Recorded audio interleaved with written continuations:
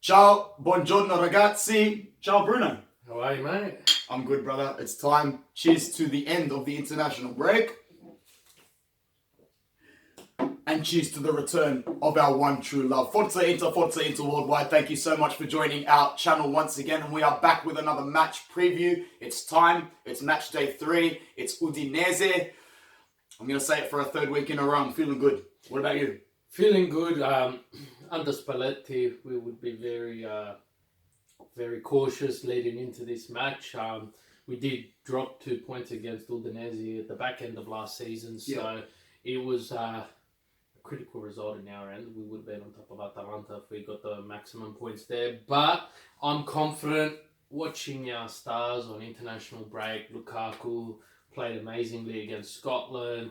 Martinez, a fantastic hat-trick against Mexico. And then, no Icardi. It's no drama. It's amazing. Like, the headlines have been solely positive and nothing else. But, it's fantastic. I'm feeling optimistic leading into this. Yeah, Udinese, one of those teams where for the last few years, you look at the fixture before the game and you're like, shit. Teams like Torino, Udinese, Cagliari, Sassuolo, Parma, all these teams that we might be dropping points against last season or the season before, it looks as though we've got a team well oiled together to go on. So without further ado, we'll go into the Udinese match. And I hope this isn't the last time I say this for a match preview, but we're going to start this match day at the top of the table. Udinese are starting this match day, I think, down 14th position. They had a good match day 1 against what looked like a hapless Milan side, but at the end of the day, that was kind of like a real gritty sort of match. I watched the full 90 minutes there. You can't really say too much from that result. You can actually say more from Udinese's 3-1 loss at home against Parma. They were quite poor, so I expect them to be a little bit better than they were against Parma, but I actually don't think they're going to have enough for us. So I'll start by predicting it. I think that Inter's going to come out firing. I think that we saw a lot from Barella and Sensi on the international break, and I'll be very surprised if Conte doesn't want to transition this momentum and form into the starting lineup. So we'll start by going through our predicted 11. Who's going to start this match for Inter? I'll start Handanovic in goal, back 3. I personally think Godin's coming into the starting lineup here. He did get some minutes towards the back end of our win against Cagliari, and the fans were impressed. It was only an 8-minute cameo, but he holds the ball very well. He's not showing any signs of age, and it looks as though De Vrij is still out injured. So, Bruno, are we seeing Godin, Skriniar, D'Ambrosio? Is that who you think we're seeing? I think it can go one of two ways. That way, or Skriniar, Ranocchia, and D'Ambrosio. I just don't know. Does he want to risk? If someone's at 95% and need an extra week, you've got Champions League next week. Are we going to risk Godin and that niggling injury when Ranocchia and D'Ambrosio have been doing a fantastic job at the back there? Yeah, they look safe at the moment, Ranocchia and D'Ambrosio. And if we end up with 3 points against Udinese and start them, that's 3 wins with D'Ambrosio and Ranocchia, 2 in a 3-man centre-back. And I don't even think we would have predicted that at the start of the season. Nah. So either way, we'll leave the defensive card at that. If it's Godin, Skriniar, D'Ambrosio, great. If it's Skriniar, Ranocchia, D'Ambrosio, that's fine. Because you would have heard in our last video, Bruno and I both predicted, and a couple of fans, one fan sent in a great question. Do you think Godin starts for the first time against Slavia? I think if he doesn't start against Udinese, we've answered our question right there. Godin will make the start in the Champions League. Moving into the midfield, this is where it gets very, very interesting. Me personally, I think we see Barella and Sensi start this match. If they don't, no one's questioning Conte at the moment, but there was a really, really good image of Barella and Sensi walking arm in arm. You can see it listed right here. And I just loved it. And I think it's time for them to get a start. What do you reckon? Yeah, look, I agree. I feel like their international partnership was fantastic in the second match. And I feel I still haven't seen enough of Barella to give me that confidence that the purchase was fantastic. He just hasn't played enough time.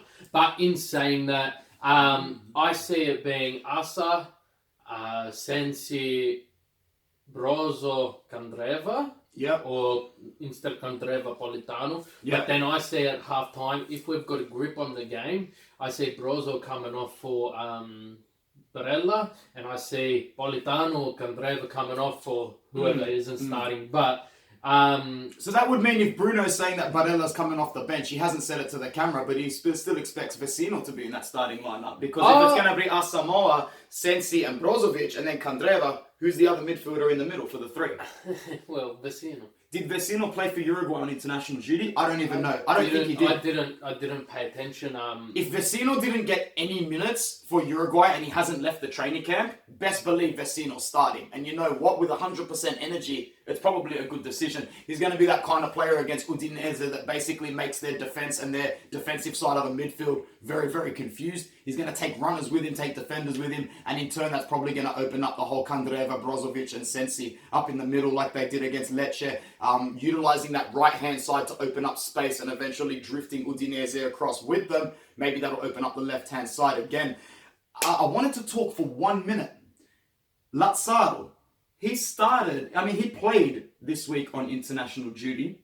He had a decent cameo. Maybe it's time that we see him come off the bench. Do you think Lazzaro can make the bench at least against Udinese? Oh, look, he played. He played. That's a positive. Now, Vecino, Lazzaro, they're interchangeable there. Yeah. Again, if we were looking at this fixture this time last year under Spalletti, he's got Champions League coming ahead. And he's thinking, all right, I want to win the Champions League game. I will sacrifice 3 points here. We've got Conte.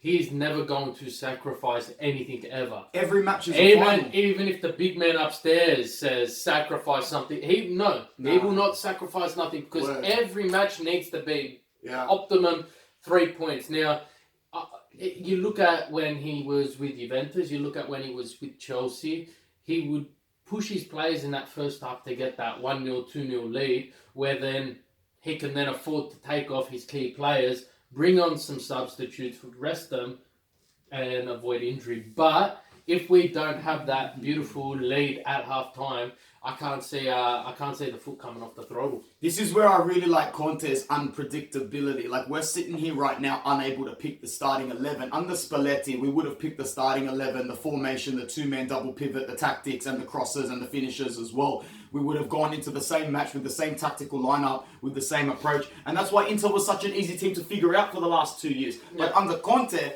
not only are you looking at Inter's players and the formation, you got to account for Conte's unpredictability. We don't even know what's going to happen. No, and just back to your point, Vecino started for Uruguay in their 1-1 draw against the USA. The USA, okay. So Thanks for clearing that up. He did start. So I think that's also a positive as well. Godin and Vecino have that national link up as well. It's just good to see all our players get minutes on the pitch. That means whether we've seen it fully or not, our squad is match ready, and it's up to Conte now to predict who is best suited for the opponent and who is best suited for each match. And that's why we're going to continue to have faith in Conte until he proves us otherwise. My question to you, our front two. Yeah. Do we see Sanchez get a start in the Serie A? Or do we see Lukaku, who again was on international duty? He didn't play the first game against San Marino.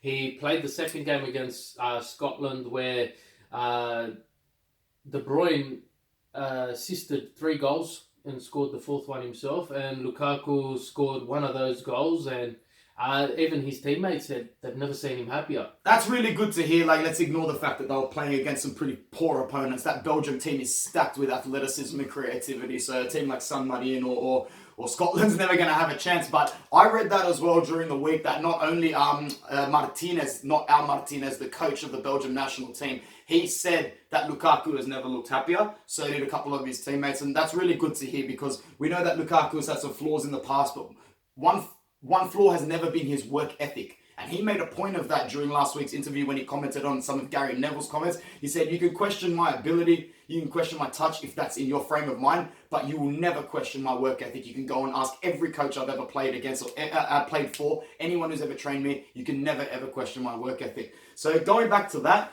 I think if Lukaku is fit, if Lukaku is ready to go, then we are definitely going to see him start. It's just a matter of who's going to join him. And with Martinez just joining the squad later on, I don't think Lautaro is starting this match. So Bruno Esposito or Sanchez.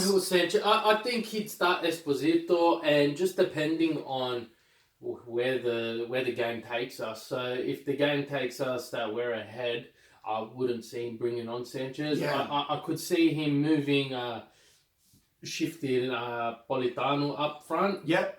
But as we saw against Cagliari, Sensi plays very attacking. He might be a midfielder, but he won us the penalty. Absolutely. Now he's a midfielder in the box. Yep. So you can see there. So we've got that squad depth which we have really lacked over the last couple of seasons. So it's really good to see. One, we're spoiled for choice, and two, we've got a manager who can't really.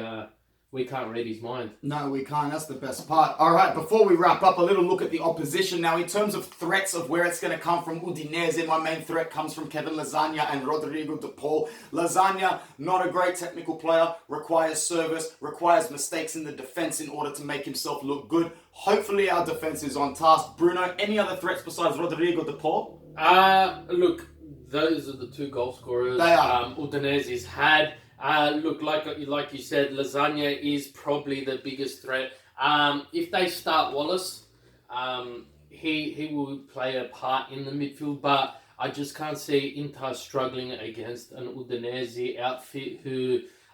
so in our last three fixtures against Udinese, we drew our last match, is 0-0, and we won our last two, 1-0 and 4-0. So they haven't scored against us in our last three matches. You can find all the stats in the article which we posted on the Inter Worldwide page. You'll be able to find it on our Facebook there.